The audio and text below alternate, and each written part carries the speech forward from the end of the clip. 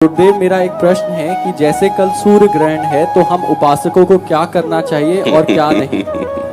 हाँ, श्री सेवक जी, ध्रुवदास जी और बड़े बड़े अपने वृंदावन के रसिकों ने इसकी मान्यता नहीं की। यह हमारे धाम की रसमयी उपासना है। ये लोक व्यवहार में सूर्य ग्रहण चंद्र ग्रहण पड़ता है, हम धामवासी प्रिया प्रीतम के उपासी हैं। न तद्भासते सूर्यो न शशांको न पावका यद गत्वा न निवर्तन्ते तद धाम परमम मम। हमारे यहाँ रोज सूर्य ग्रहण होता है, चंद्र ग्रहण होता है, हर समय होता है। सांवली भुजाओं में गोरी प्रिया का लिंगन होता है, प्रतिपल होता रहता है।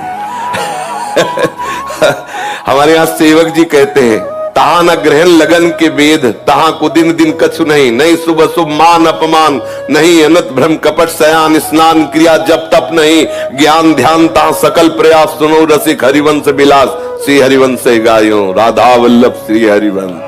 दूसरा कुछ नहीं, प्रिया प्रीतम रस में आनंद मगन हो जाओ। ये सब एक सिद्धांत है। तो एक सिद्धांत दूसरे सिद्धांत के लिए आवश्यक नहीं है कि वो आवश्यक हो।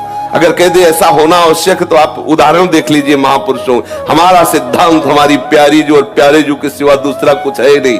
जब कोई ज्ञानी ज्ञान मार्ग में चलता है तो एक सूत्र उसको स्वीकार करना होता है, ब्रह्म सत्यम जगन मिथ्या। केवल सत्य है ब्रह्म, संपूर्ण संसार मिथ्या है। अब बोलो कहां ग्रहण है, कहां नक्षत्र है, कहां दिन है, कहां वार है, कहां तिथि है। ये सब लोक व्यवहार में। हम न लोक में है न परलोक में है, हम तो भगवत अनुराग में है। प्यारी जू के चरणारविंद। कोई हमारे हृदय में ना कोई कौन सी तिथि है ना कौन सा वार है। हर तिथि हर वार में श्यामा श्याम से प्यार है, बस और कुछ नहीं, दूसरी कोई बात। और ना सच्ची बात कहते हैं, हमें सुनने में चुभता है। ओ आज ग्रहण है, पर्दा लगा दो। ऐसा क्यों पर्दा लगा दे? किसका ग्रहण? कौन ऐसा ग्रहण में ऐसा नक्षत्र है वो सवा है जो हमारी प्यारे जू तक पहुंच सके, प्यारे जू की उपासना को रुकवा दे? नहीं नहीं, कोई भी ग्रह ऐसा नहीं है जो इतना बलवान हो कि हमारे श्याम सुंदर और लाडली जू के विलास में लग जाए।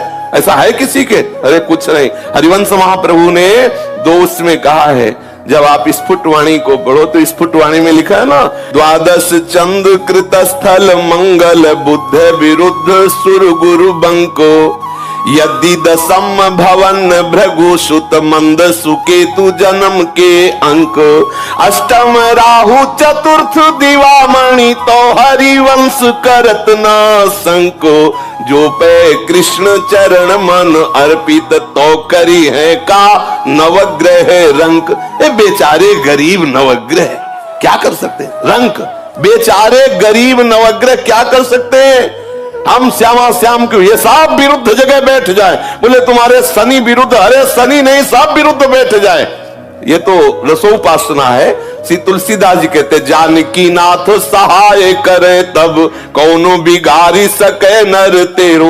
उसमें एक पंक्ति, शुक्र शनिचर राहु केतु सब वही है क्षण में तेरो चेरो, जानकी नाथ सहाय करे तब कौन बिगाड़ स। इसमें कह रहे जो पे कृष्ण चरण मन अर्पित।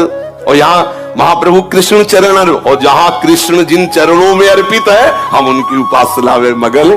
श्री राधा जुग चरण निवास, सब ग्रह नक्षत्र अनुकूल हो, भानु दशम जन्म निशापति मंगल बुद्ध शिवस्त लली के, जो गुरु होए धर्म भवन की तो भृगु नंदु सुमंदु नवी के, तीसरों के तु समेत विधुग्रस तो हरिवंश मन क्रम फीके, गोविंद छाड़ी भ्रमंत दसो दिस तो करी है का नवग्रह नीके।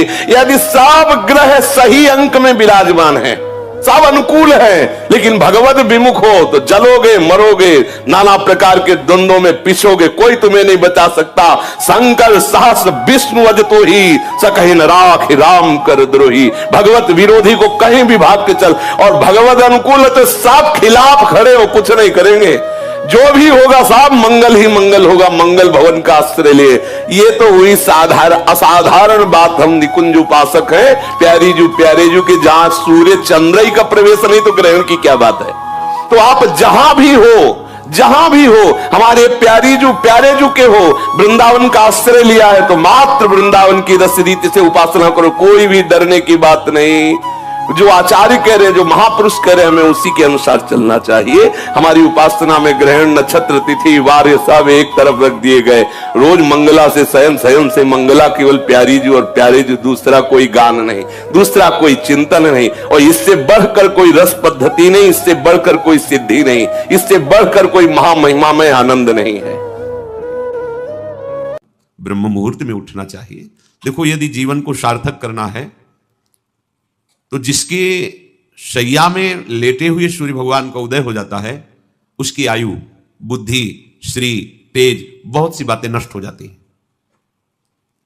अगर आपको जीवन में चाहे लौकिक उन्नति प्राप्त करनी हो या पारलौकिक, प्रातःकालीन कम से कम सूर्य उदय होने के 2 घड़ी पहले, 24 दूनी 48 मिनट, अभी सूर्य उदय होने में 48 मिनट हैं, आपने सैया छोड़ दिया, इसके आगे नहीं। सूर्य उदय होने के 48 मिनट पहले आप सैया से हट जाएं। अगर आप रात्रि में जगे हैं तो सूर्य उदय होने के 48 मिनट बाद फिर आप सो जाएं।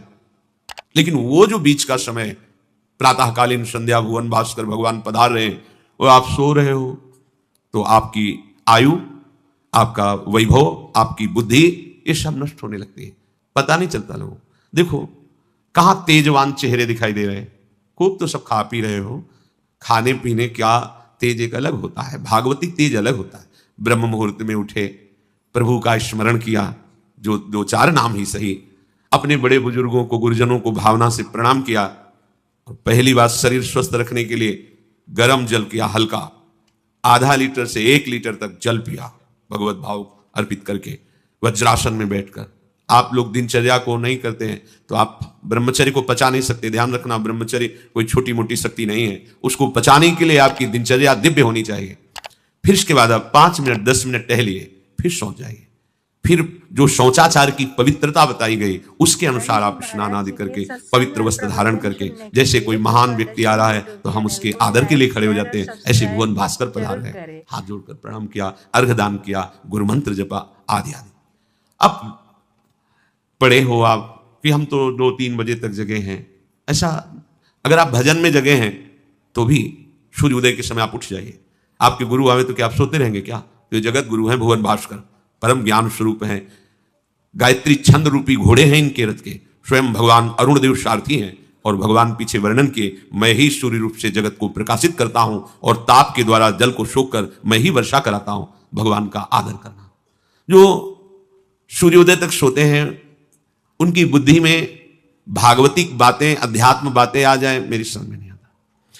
अगर आप थोड़ा भी शरीर स्वस्थ रखना चाहते हैं तो जैसे नियम से भजन वैसे व्यायाम आवश्यक है। सबसे प्रार्थना है, ये दवाइयों के बल पर जीना बंद करो। शरीर में जितनी आवश्यकता जल की है, अगर उतना नहीं जाएगा तो आपकी एसिड बनेगी, फुंसियां निकलेंगी, कब्ज बनेगा, कई परेशानी। हम साधकों को कहते हैं, कभी कभी जैसे पूछते हैं कितना जल पिया, वो अभी तो पिया नहीं। अच्छा, ये शरीर है, ये एक गाड़ी है, कोई सच्चिदानंद नहीं है। उचित आहार, उचित जल, व्यायाम के लिए तो समय नहीं। और अभी 10 दिन बीमार पड़ोगे, फिर देखो आप कहते हैं समय नहीं है। हमने अपने बीमार स्थिति की दिनचर्या को बताया, सीतधाम की 2 बजे उठना, जो आपको बोल रहे हैं ऐसे ही दिनचर्या करते, और 45 मिनट व्यायाम। इसके बाद तुरंत प्रणाम करके वृंदावन की परिक्रमा, फिर आके श्री जी की मंगला, फिर आके 9 बजे तक गुरुदेव भगवान की सेवा में, फिर वहां से आके श्री जी का श्रृंगार, फिर भिक्षावृत्ति आदि 12-1-2 बजे तक। कोई चाय, कोई पानी, कोई ऐसा कुछ नहीं कि बाल भोग, कुछ नहीं था ही नहीं। जिंदगी में 100 ग्राम दूध नहीं खरीदा कि भाई हमारा दूध बन, कभी नहीं ऐसा। और कभी ऐसा महसूस नहीं हुआ कि मैं बहुत कमजोर हूं। ब्रह्मचर्य को पचाने के लिए बहुत शरीर को क्रियाशील होने की आवश्यकता है, या तो प्राणायामों के द्वारा, आसनों के द्वारा। अब ना आसन है, ना प्राणायाम है, ना व्यायाम है, और फिर क्या, कैसे भावना आपकी भगवत भावना बनेगी? तो एक प्रमाद स्थिति, एक छिन्न भिन्न खिन्न स्वभाव, नहीं बात बनेगी। अध्यात्म का साधक जो होता है, नवीन खिला हुआ कमल जैसा, मुख प्रसन्न तन तेज विराजा, रामचंद्र कर का। कोई असाध्य रोग, कोई बहुत पीड़ा, वो बात अलग है। नहीं तो ऐसा वो जैसे कमल खिला होता है ऐसे खिला रहता है। क्यों? हर समय चिंतन सही, आचरण सही, सब कुछ सही। जो भगवत भावना विहीन जीवन है वो मुर्दा जीवन है। जिन हरि भगति हृदय नहीं आनी, जीवित सब समानते प्राण। वो जान नहीं रहे, मुर्दे जैसा जीवन है। क्या जीवन का महत्व? वही गंदे भोगों को भोगना, उसी का चिंतन करना और भोग भोगने वाले शरीर को स्वस्थ रखने के लिए विषय सामग्री इकट्ठी